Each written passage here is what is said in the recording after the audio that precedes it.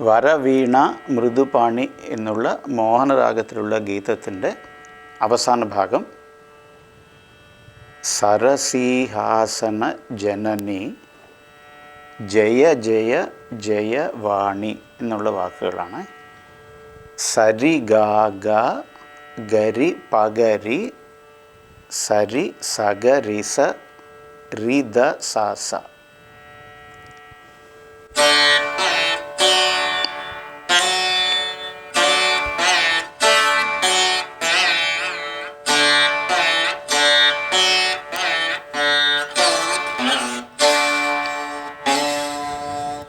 ഇതിൽ അവസാനം വായിക്കുന്ന റിദ സാസ എന്നുള്ള സ്വരം നമ്മൾ രണ്ടാമത്തെ കമ്പിയിലാണ് വായിക്കുന്നത്.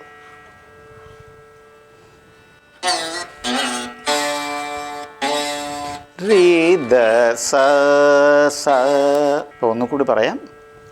സരി ഗ ഗരി പഗരി സരസീജാസന ജനനി.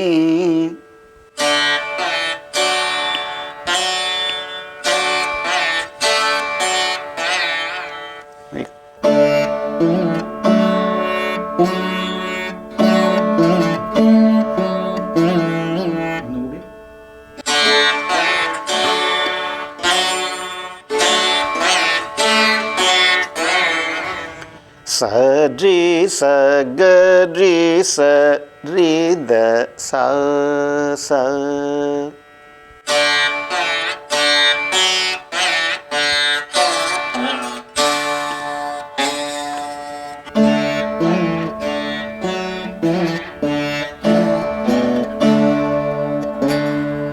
ജയ ജയ ജയ ജയവാണി എന്നാണ് ഈ രണ്ട് താളങ്ങളുടെ സാഹിത്യം. ജയ ജയ ജയ ജയവാണി.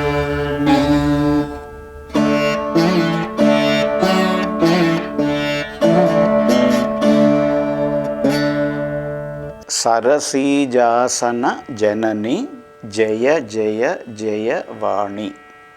ഒന്നിച്ചു വായിക്കാം.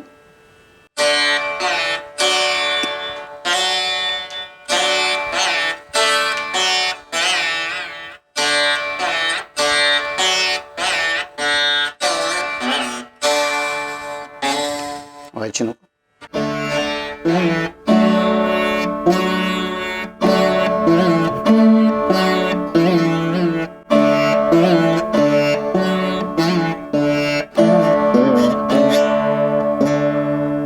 ഒന്നിച്ചു വായിക്കാം.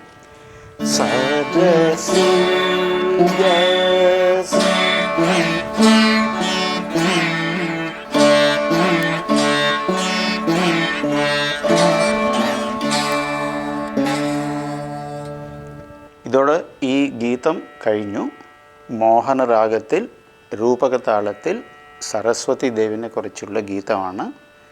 വരവീണ മൃദുപാണി വനരുഹലോചന റാണി സുരുചിര അംബര വേണി സുരനുത കല്യാണി നിരുപമ ശുഭഗുണലോല നിരത ദയാപ്രദശീല വരദാ പ്രിയ രംഗനായകി വാഞ്ചിത ഫലദായകി സരസീജാസന ജനനി ജയ ജയ ജയ ജയവാണി.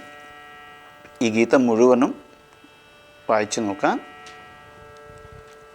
സ്വരം വായിക്കണം.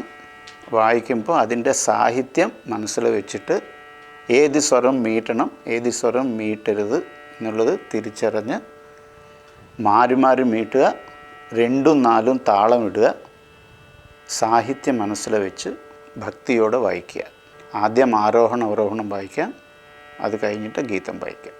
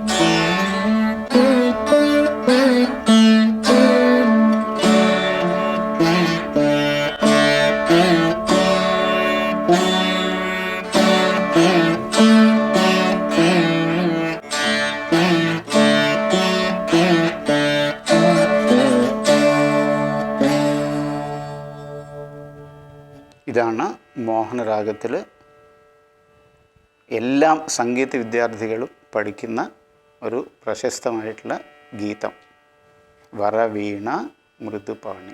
ആദ്യ ക്ലാസ്സുകളിൽ പറഞ്ഞ പോലെ ബേസിക്സ് ശരിയാക്കി താളം ഇടേണ്ട സ്ഥലവും മീട്ടാതെ വായിക്കുന്ന സ്വരവും ആരോഹണ അവരോഹണ ക്രമം വായിക്കുന്ന രീതി, താളം, ഇത്രയും കാര്യങ്ങൾ ശ്രദ്ധിച്ച് വേണം പ്രാക്ടീസ് ചെയ്യാൻ.